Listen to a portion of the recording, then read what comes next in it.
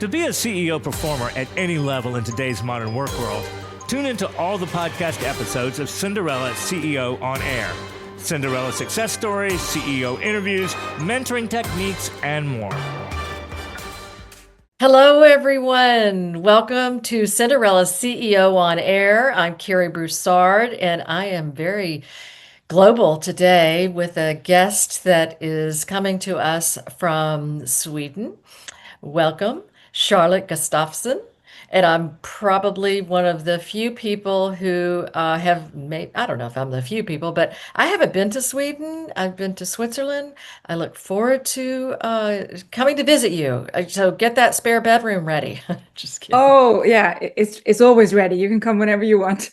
Oh, and likewise, you're invited to Dallas, Texas, which is where we're based anytime. And so, Charlotte, I want to talk a little bit of just a background on my podcast if you haven't been familiar with it before. Cinderella CEO on Air. We've been around for a while now, almost definitely over 5 years, and we're going on, I think, probably close to 7 years. So our podcast is the purpose of our podcast is to bring transformational leaders like you to the forefront. And we really try to motivate our listeners to listen to what you have to say, take in the information, and look at how their own stories can be motivational for themselves, how their own stories can be motivational for other people as well. So, you obviously have a motivational story. I'm going to talk a little bit about your background very quickly,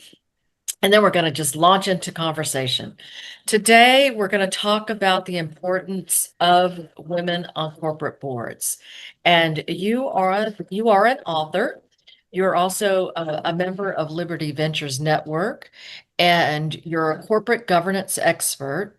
You were the CEO of the biggest members club of board of directors in Stockholm, Sweden for 5 years, and you've trained and facilitated governance and strategy classes for the members club as well as for other business academies, excuse me, in Sweden and abroad.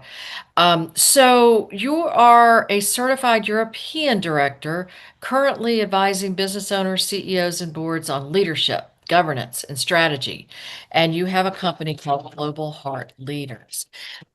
You also owned a television station in Ghana, West Africa. As I mentioned, you were on the Academy of Board of Directors in Stockholm, the CEO of that academy. But the interesting thing, and I want to go into this, you are the first ever female CEO of a professional ice hockey team in the top league in Sweden. So you kind of remind me, Charlotte, of a character, Rebecca Welton, it's played by an actress, Hannah Waddington. She's the owner of of AFC Richmond on the Ted Lasso Apple TV show. Have you ever seen that show? I haven't watched it, but I've heard about it, and I need to find time to see it because you're not the first one that has mentioned it to me, actually. Well, she's a wonderful character and very strong and vulnerable at the same time. And has taken she and the actor who plays Ted Lasso have taken the team, to great heights. So I'm looking forward. I know you've had some very successful ice hockey team wins, literally. So I want to hear all about that. But today I'm going to talk with you about your advice to women and men either serving on boards or selecting board members for their company or organization. And then we're going to delve into your boardroom expertise as well as your holistic approach to leadership and growth. So, with that, would you like to get started? Yes, Okay. I'm ready. Okay. So, the reason why do companies in particular, and I want to go through this from a geographical standpoint, Europe versus the United States, and what we are doing over here in the United States with regard to women on boards or just boards in general, and then in Sweden and throughout Europe. Why is it important to have women on corporate boards or on boards in general, in your opinion?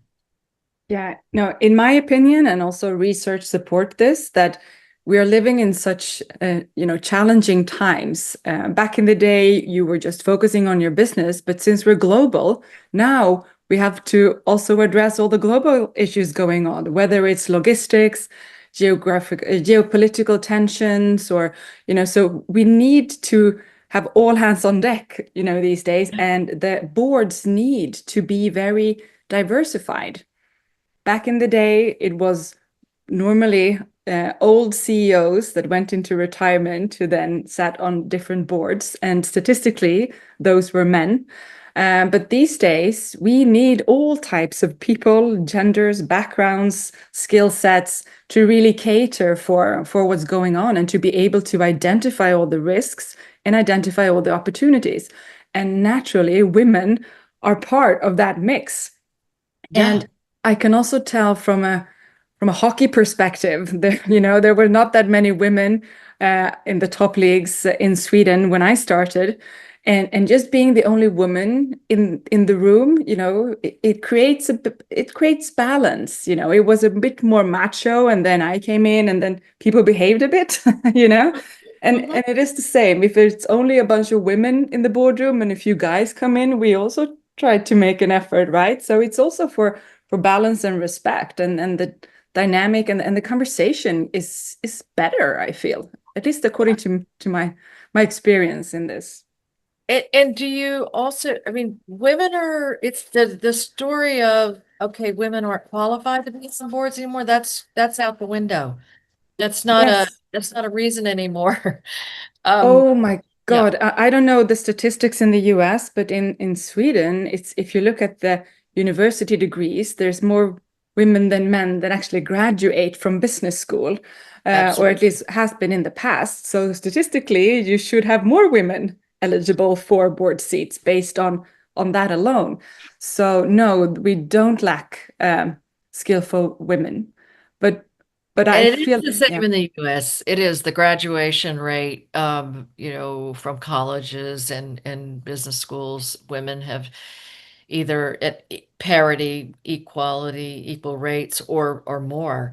And then, so gender diverse leadership teams. This is a McKinsey quote from their research. Gender diverse leadership teams correlate more strongly with profitability than board level diversity alone. So it is, I think the way I interpret that is, yes, it's great. We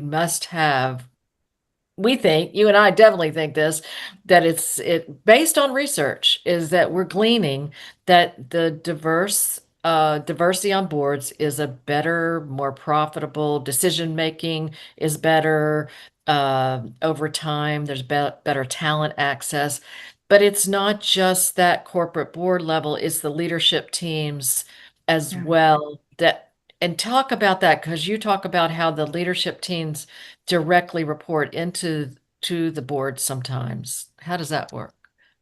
Yeah, I mean, it's what I okay, there are different types of skill sets that you can, if you stereotype men and women as well, Mhm. is that, and one of them is the risk averse, your view on risk, your risk appetite. And if you are a board with men, everyone is 50 years old and come from the same, area code in Boston. They they have the same view on the world, and if they want to make a decision, they're in alignment and they just go for it.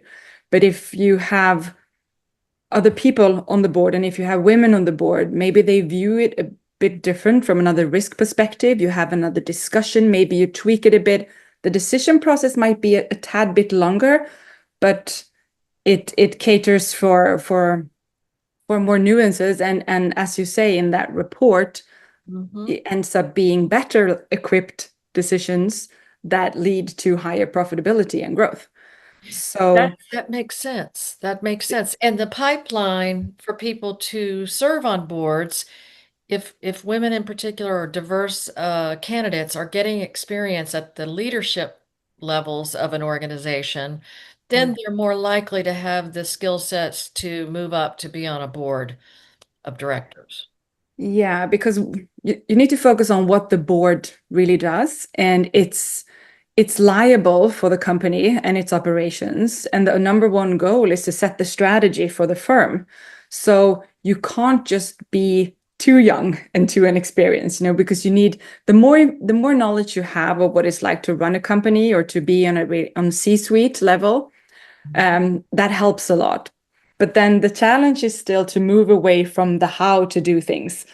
Because I remember the first time I started on a board, I was so used to having my CEO brain switched on. So when we talked strategy, I really wanted to like dig into, rolling up my sleeves and You wanted getting to my solve hands the dirty. problem. Exactly. It was like, oh, no, no, no. We need to lift the conversation. It has to be on strategic level. It's the actual CEO that is going to transform the strategy into operational excellence and hit the ground running with its team, right? It's not me just because I happen to love it. I've done it a million times.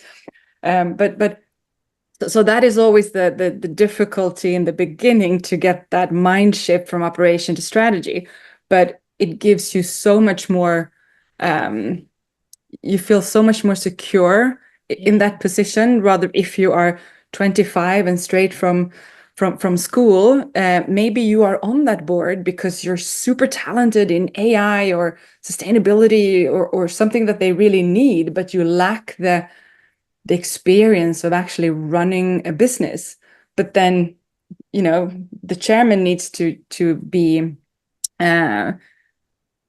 needs to, involve everyone so that you get the best out of each person, regardless of their background. But having a C-suite position, oh yeah, it really equips you for the boardroom. Absolutely.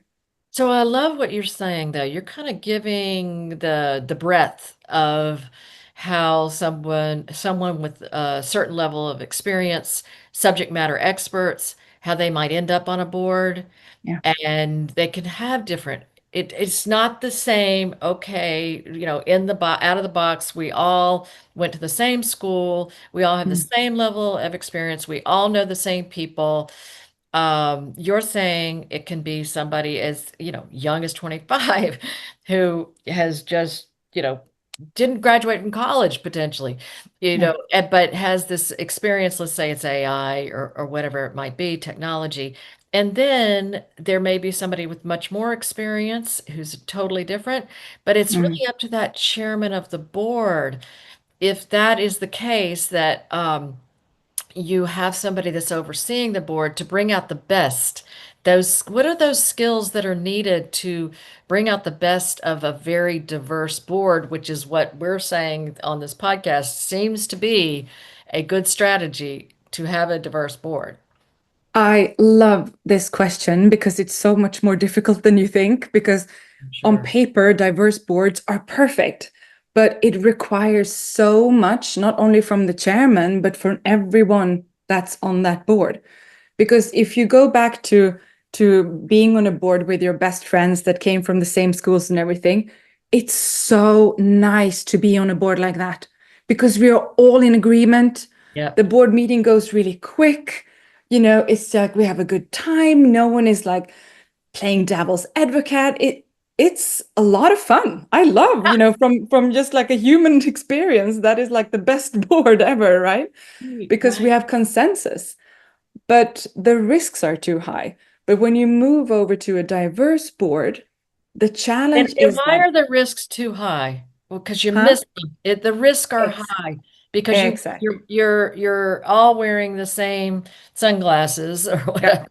So you're not seeing what could come out of left field because you're all on the same page. Yeah, and we're humans. So when we start to get comfortable in a group, then maybe you don't want to bring up some of these difficult challenges because, nah, we'll sail through, right? So we are a bit lazy by nature. But And we want to avoid conflict, I think, a yeah, lot yeah, of yeah. times. Conflict is not easy. No, and when we fast forward to the diverse board, what happens there is that all of a sudden I sit there because I've been a CEO for ages. I know how to run a company, and then the chairman is a governance expert, and then we have a person that's really good on AI, another one on supply chain in China, and then we have someone who's really good in sustainability reporting in Europe because we want to make a transition and start operations in Europe. And all of us have different vocabularies, different lingo.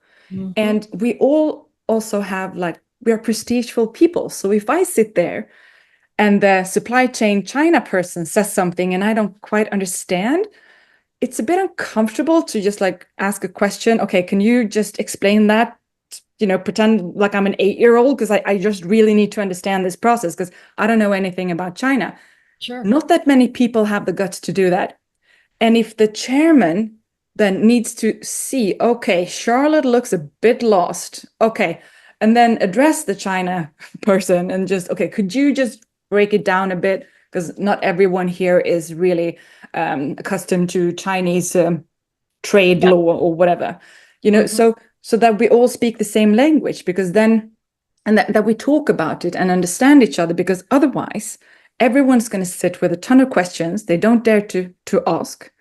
And when it's finally their turn to contribute, maybe just to feel that I'm kind of a bit better, maybe I just start to use some words that I know that the others don't understand because I'm just trying to make up for it inside of me. Like, damn it, let's I need to prove my worth in this board, right? Yeah, And you want to then prove you your sit worth there. for the board. Sorry. You want to prove your worth for the board. I talked over you. And so you want to prove your worth for the board. So sometimes it's kind of like, well, I'm gonna, say as I'm going to many show them. words as I know. Yeah. Well, that's and so this and this is human. This is human nature, and so it's.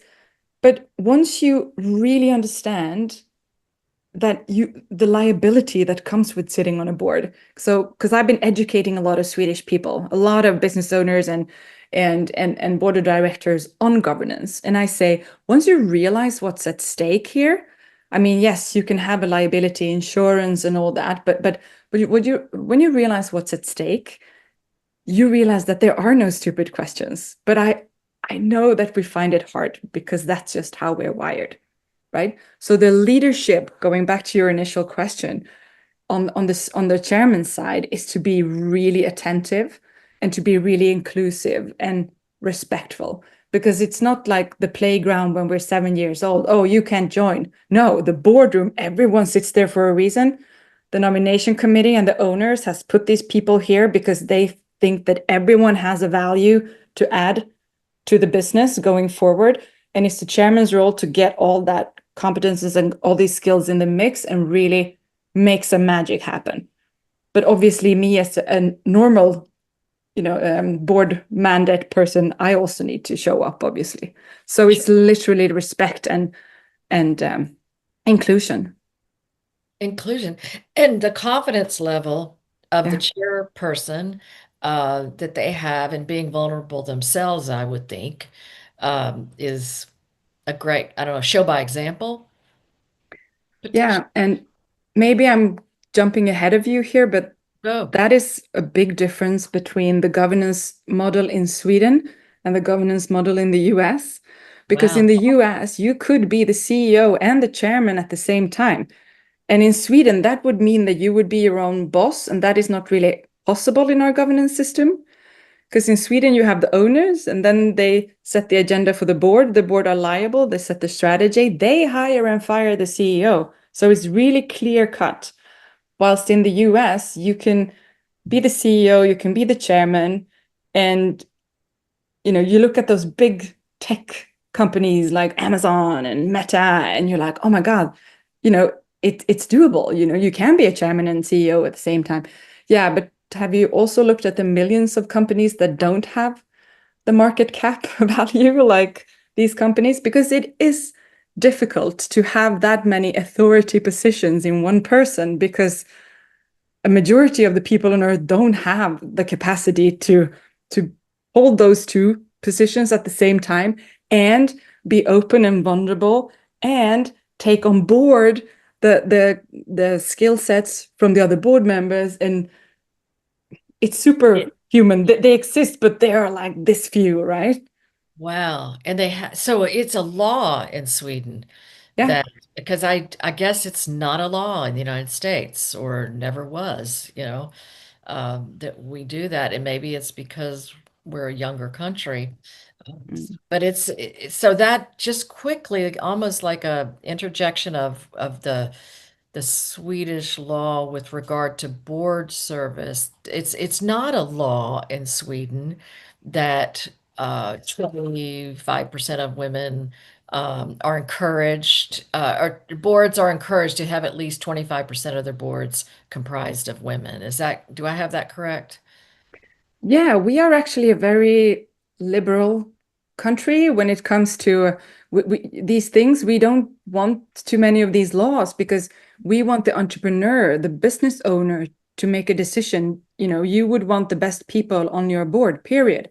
But obviously, statistics shows, research shows that women are rocking it on the boards and they should be there. But it's not like a law. It's just that some of the business owners have realized this anyway. But I know that some countries in Europe even, they made it like a legislation in a way to force them. And I guess it's a legislation that will be valid for a few years just to get it started. And then I'm sure they will take it away. And then there will be women on the board, full stop, because then we're so used to it, right? Yeah, that's interesting. It's like almost, so back to Sweden, it's almost the kind of the investment that Sweden has, but not monetary, but just the investment in us as a country, Sweden as a country. They're saying, hey, we think this is based on the data. This is very much encouraged because you will Yeah. have a more profitable company, better culture, just sustainability, longevity. Just, it's almost like, hey, it's common sense. We believe this, so we encourage it. In the United States, and you probably already know this, California and Washington State are the two, and I think Massachusetts has a proposed law on the books that at least 25% of the publicly traded companies should include women on their boards. Mm, I'm sorry, Washington State is 25, at least 25%. California is that it's to include at least one woman on the mm, board, and this has been around since 2019, and then Washington State since 2022. So it's state by state here in terms of mm. doing that, and again, the same results that you discuss or that are bringing forward are the reason. It's not because it's unfair. That's not the message. It's a smart business decision to look at having a diverse board. So Yes. yay. Um, so I thought And I'm going to come back to some other questions that I have for you, but I thought I'd do some rapid fire questions. Uh, yeah, I sure. like to do that sometimes on this podcast. True or false, Charlotte, that audit positions seem to be a good entry place for women on a corporate board?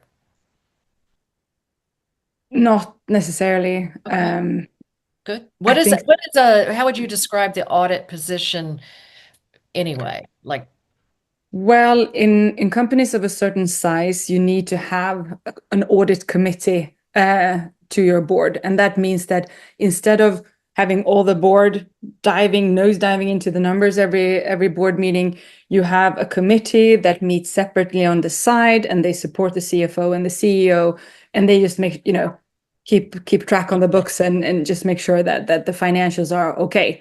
Um, and it seemed to and be an entry point in the US for a lot of women on corporate boards. I don't know whether it was because nobody wanted that position. ah, It's like, okay, this is a good way to come in and begin to understand the company. I don't know. yeah, but I always say to everyone who asks, should I be on the audit committee? Seems like a lot of work. Yes, Okay, be on the audit committee because great. you get to know the company so well. Sure. And some people say, well, I'm not that good with numbers. They think that you need to have like a banking or an Yeah. auditing background or whatever. And I was like, no, but you run a business, right? You know a P&L. how it's linked to a balance sheet. Yeah, of course. Yeah, you're good, right? So don't be intimidated. No. Don't dodge that bullet. Jump on it. Jump on it. I love Yeah, it. totally. Okay, so the next question, true or false? Boards only choose people they know well. I'd say true, because if the nomination committee and the owners, feel, oh, we need a new skill set or a new type of person with another background into the board, where do you start? You look among your close friends, family, and your network, right? Because if you find the ideal candidate there, brilliant. You vetted them already. You know that they're good people, right? It's when you don't have that skill in your closest circle, that's when you cross the bridge and go Yeah. shopping for people that you don't know. So yeah, that's I love just it. how it is. And then, true or false, you should make it well known that you are looking for a board position. Yes. That would be Yes. true. Okay. There's so much noise these days, and I get a lot of questions in Sweden. Oh, we need a person with this background, and my head is just blank.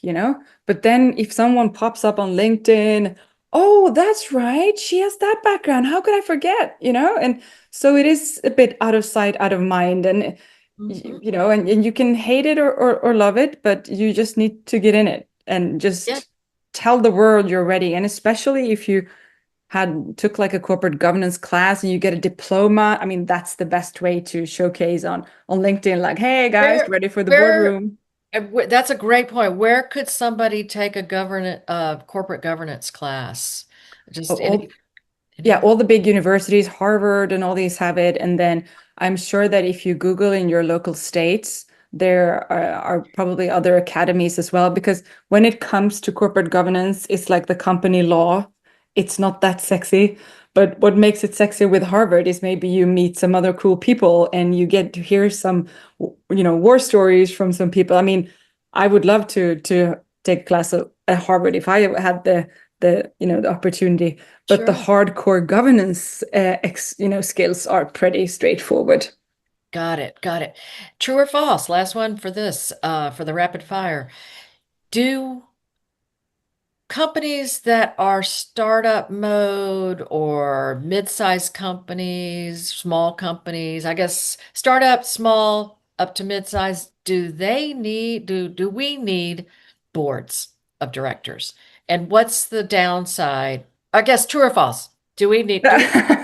Right. Well, I can't say true or false because it's Yeah. very Okay. it's Fair enough. yeah, and that no, and that's why I love the question, because a lot of companies ask me, okay, at what size do we need? When is a good idea to have a board? Is it when we reach a certain turnover, or as certain amounts of number of employees? And the answer is like, no. What do you want to do with your company?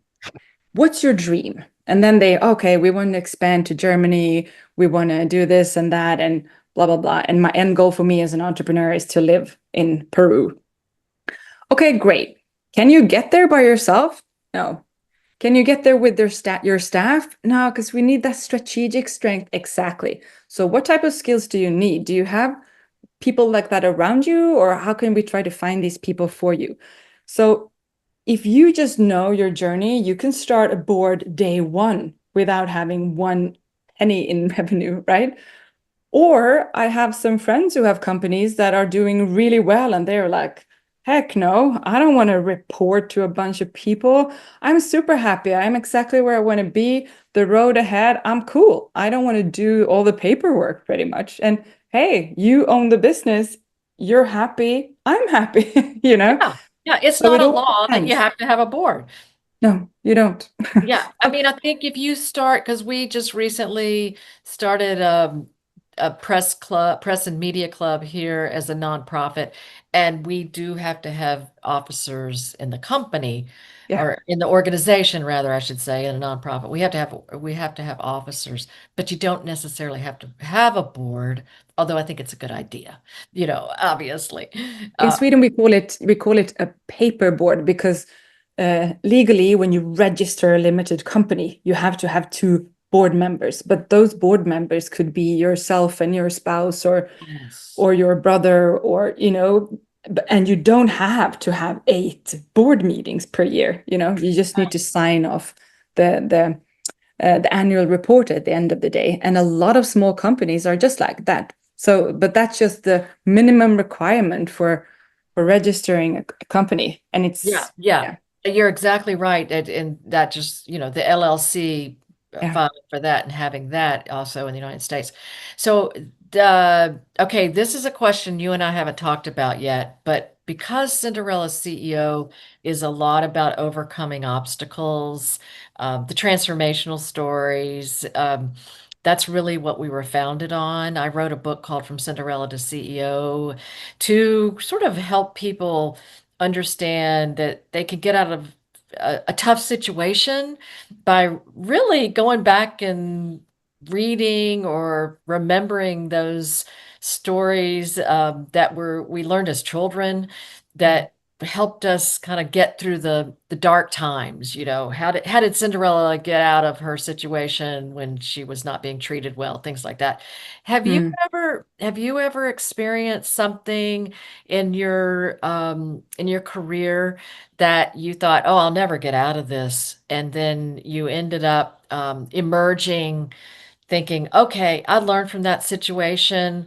And maybe it was something with the hockey team, that, hey, I'm coming in, it's going to be, I'm going to feel like Rapunzel locked at the top of a castle. I don't know. Something that might be akin to a Cinderella CEO story. Just curious. Yes. Oh my God. So Tell I us. That was so first. I was the first female president of a professional hockey club, Modo Hockey, in Ovik in Sweden.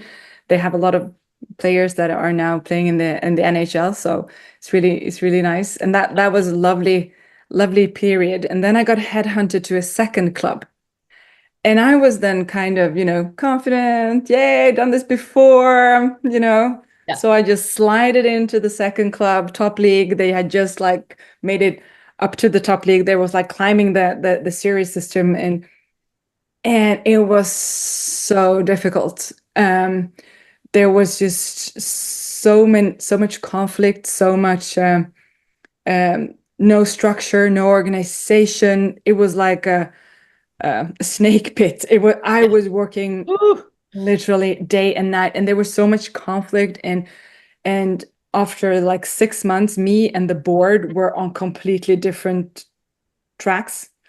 And then you have Get media. through that. Sorry? How did you get through that? Oh gosh. By having integrity, because knew what I needed to do in order to get this club to turn around, but I'm just one person. I need people on board my ship. And I got people on board my ship, and we worked good together. But then when I was in conflict with the board, then the people on my ship was like, shit, is Charlotte the right captain to be Yeah. with now? Because she doesn't seem to have the mandate anymore. So when we were in conflict, the whole Yeah. company felt it. And the media, with all the media attention, they were writing so many articles, and I felt a bit Are you like, sure this is not the Ted Lasso show? oh, really? I mean, it sounds so much like it. Seriously, they're kind of you've got to watch it. Okay, I gotta Right, watch so the it. media gets a hold of this, and they're attacking Yeah. whoever. And then it starts, back and forth. And I just realized I got to a point where I can't do this anymore. And I spoke to the board and I said, guys, would you want to go in this direction? I want to go the other way. You need to find a CEO that wants to work with you. I don't personally believe for a second the road that you're going to travel, but hey, I'm just CEO, so I'm leaving, right? And that was so I didn't travel, move to this new town to, a year later just give up. But Yeah. the energy was just, I didn't have it, and I didn't have the trust. And the media was writing so many nasty things that was not true. And my friends were like, Charlotte, come home. Yeah. And I had to dodge the media for like a few weeks. And then um, one of the top journalists in Sweden called me up and said, Charlotte, I hear so many random things. It can't be true. If you want to share your side of the story, I'm going to give you the midsection of our newspaper, our national newspaper. And at Wow. some point, I just felt, no, you know Hmm. what? Nothing good comes out of this. I did not do my due diligence. I did not get along with them. I did my best. I really did my best, and I left. But it hurt um, Yeah. in Yeah. that spotlight. But I also knew that I couldn't have done it any other way. And the truth always comes out in the end, Yes. and I've forgiven myself and them, and I made it through. But when I was lying literally at my mom's house with like no energy, and I was just like, oh my God, I thought the world was just gonna end, literally.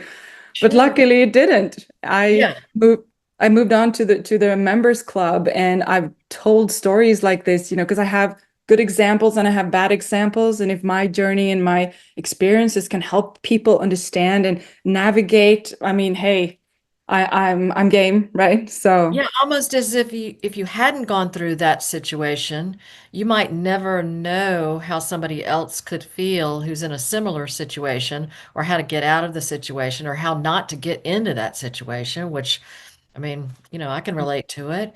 It's almost like, you're told something, you take it yeah. at face value, but then you get into it, you're like, oh, okay, this is not what I, signed up for. This is the way it is. And do you put your whole fight into it? It sounds And like you did the right thing. I felt it quite early on, and I was like, shit. Yeah. Yeah. Ah, Yeah, it's almost like it happens the first day. yeah. And then I And you're spoke to like, my dad, and okay. he said, but Charlotte, you moved there. You signed up for this. You need to sort it out. I'm like, I know, but no, yeah, Yeah. Yeah.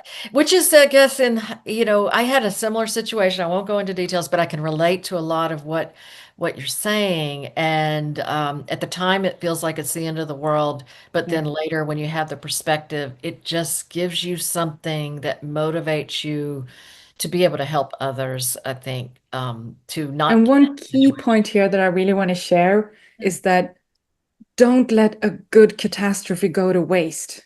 It's been one of my key like mantras ever since, because you sit there, everything is so bad, and then okay, there has to be some nuggets I take away from this. And I've learned so much. I've become so much more compassionate. I realized that my career was like going so perfectly. It was like I was my third CEO job. I had delivered everywhere. My ego was probably the size of this house.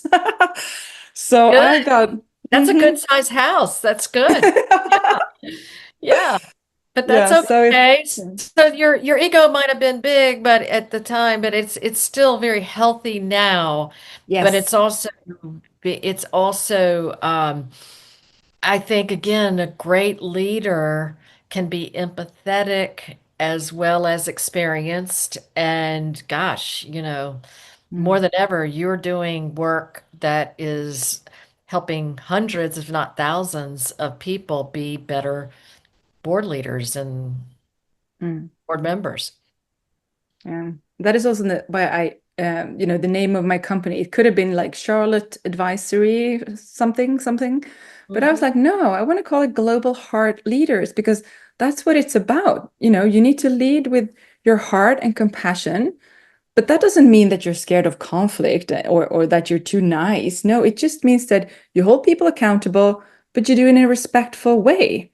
And we are all human. And if we can build some trusting environments where we people can actually, dare to spread their wings and fly, they will grow. It will benefit me as a leader, and hey, the company. It's Yeah, not that difficult, but so many people get it wrong. There's so much insecurity, and people are scared, and they don't really want to promote someone because maybe they will take my job then. Well, brilliant. Then I take someone else's job. we're all climbing, Exactly. aren't we? We're all, Yeah, the pie gets bigger for yeah. So everybody. it's a mindset, really. Yeah. Oh, your mindset is incredible. And as we're starting to wind up this interview, where can people find you? You have a website. I know you have a YouTube channel. What are the what's the we can put it in the show notes as well. Yeah, they're But brilliant. what's your website? Globalheartleaders.com.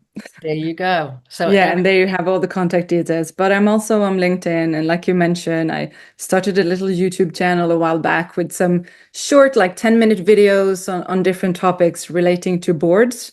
Also the role of the chair, the board dynamics, but also leadership, being compassionate, what it means, and how fear can really dismantle and your whole company. And so yeah, small Yeah, nuggets like that. I've watched some of your messages on YouTube and they're great. And that for those of you listening or watching, Charlotte Gustavsson, I'm probably going to ask her to pronounce her last name better than I. Please pronounce your last name better than I am. Charlotte, tell everybody how to pronounce it. Well, in Swedish is Gustavsson. Gustafsson, much better. Very Yes, good. I was putting a little Texas accent on it. So as we wrap up, one of the things we like to do on the podcast, Cinderella CEO on Air, which by the way, if anybody's interested, and I hope you are, please go to cinderellaceo.com/podcast to listen and watch our podcast. But we're on all the podcast platforms, including YouTube. But what we like to do, Charlotte, is to issue a Cinderella CEO challenge to our listeners and watchers, really almost like an actionable assignment to help anyone move closer to their goals. And so sometimes we've couched it under if you what's your superpower, lean into your superpower. But if somebody is contemplating starting a board or just getting better at managing their existing board, what's an actionable assignment somebody could whether it's a 1, 2, 3, this is what I want to do in the next month to get ready to be a better board member, find a board, form a board, or lead a board? That's a big question. But is there anything that comes to mind for you that somebody could do? Well, networking is always important. So check in your state or your city or where you want to be. See if there are any groups or networks that you can join. And you can Right. Google a lot on different videos on YouTube and online to understand a bit more about the core aspects of governance in your country and in your state. And I would get a diploma because it's if you are if you have a company and you want to start a board, just getting a class somewhere and just understand what's needed legally and how to manage it from an entrepreneur's perspective. I mean, that's so good. Or if you want to join a board, just so that you get the details on the liability side, because it's not just cool to be on a board. If things go belly up, you could end up in jail and lose all your Yeah. money. Yeah. We don't So want it's that. really tough. So yeah, it's not just a kind of a status thing. It is No, absolutely not that. It, no, it can be, I guess, eventually, but the point is it's you've got to work towards a board position, yeah. find out if it's really for you, Mm, and then also turning it around to if you have a company and you think that you want to potentially have a board of directors, you might start with an advisory board first. We have yeah. an advisory board, and it really and truly, it's hard because if you set that up, you've got to follow through on actually you've put people on your board. You've got to either one, get them involved, or two, ask them questions and listen to what they have to say. Um, Mm. it can be a full-time job. Yeah, because if someone would ask me if I were to be on their advisory board, if I show up, I want to participate. I just don't want to sit there with my picture on your website as some sort of like quality stamp. Yeah. Either I'm in and I'm being an advisor, or I'm out. But one last thing that I remember is you can also start to think, if you want to be on a board, start to think, what is the value that you can add to that board? Is there a certain skill set or experience that you feel that the certain boards or industries really need right now? Or is it like a international network? Do you know what it's like to set up a business in France, for instance? Or could it be, from a strategic point of view? Because when you write your resume for an operational job, it looks one way, but when you do a CV for a board position, then it's more about your values, your skills, how you lead, and how you manage to think strategically. So you can also Google a bit on, because my CVs are completely different. I mean, I'm still the same person, but I'm highlighting different things. Wow, that is a great way to kind of wrap up what we've been talking about today, which is really the way, again, how Charlotte and I met is through a network, Liberty Ventures network. So there's that. That's one check. The second thing we wanted to really talk to each other about this, what the status is for women on corporate boards. Why open up boards to diversity and the importance of it? Not because, and it's been said, and in many cases I agree that it can be the right thing to do, but it's the right thing to do because it's a good business decision to have a diverse board. But it's a lot of work. No matter which way you look at it, we learn a lot about each other as human beings sitting around a board table. It can be, stressful. It can also be the most enlightening thing, probably you've ever experienced in your life in terms of the business. And so, Charlotte, with that, I just want to give you the last word. Is there anything else we didn't get to cover that you'd like to say? Yeah, I feel I've been like, oh, watch out for this, watch out for that. No, but it's also a lot of fun to Good. be, at the very forefront and help and assist in building the strategy on how to grow this company into the future. I mean, it's a lot of fun. It's a lot of fun. So I really want to stress that at Been the very end. positive about that. Thank you for leaving it on that note. And with that, I'm going to say we'll see you next time on Cinderella's CEO on Air. But for today, I want to thank Charlotte Gustavsson, and I'll be better at pronouncing Swedish last names as we get back together again. Let's do that. Yes, that's Thank you for your time, Charlotte. thank you for having me.